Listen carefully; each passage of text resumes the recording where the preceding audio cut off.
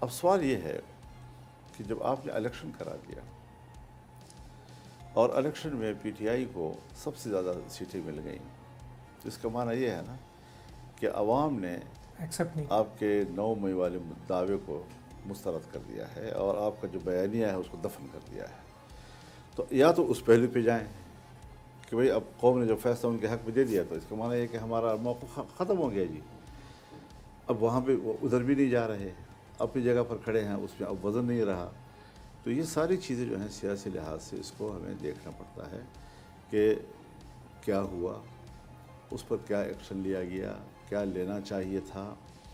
اور جب آپ حضرت سیدھی بات ہے جی، عوام تو فوری طور پر تاثر لیتے ہیں نا.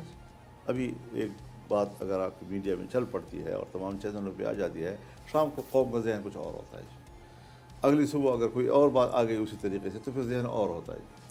اب آپ مجھے بتائیں کہ جب میاں نواز شریف صاحب آتے ہیں اور ان کو پتہ ہے ان مقدمات کا بھی قوم کو کہ بھئی وہ یہ مقدمے 14 سال 25 سال وغیرہ قید وغیرہ ساری چیزیں لوگوں کے ذہن میں ہیں، اور ایک دم سے آتی ہے ایک ہفتے کے اندر فلاں بھی ختم، فلاں دفعہ ختم، فلاں دفعہ اس میں ضمانت، تو اس سے ضرور ان کی شخصیت پر منفی اثر پڑ رہا تھا.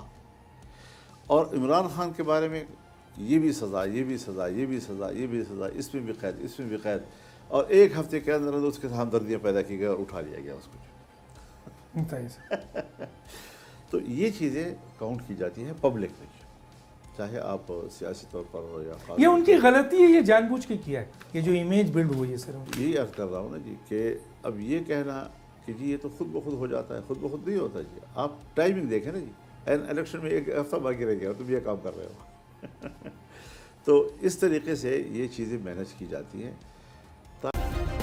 سبسکرائب کریں اور بیل دبائیں تاکہ کوئی خبر رہ نہ جائے.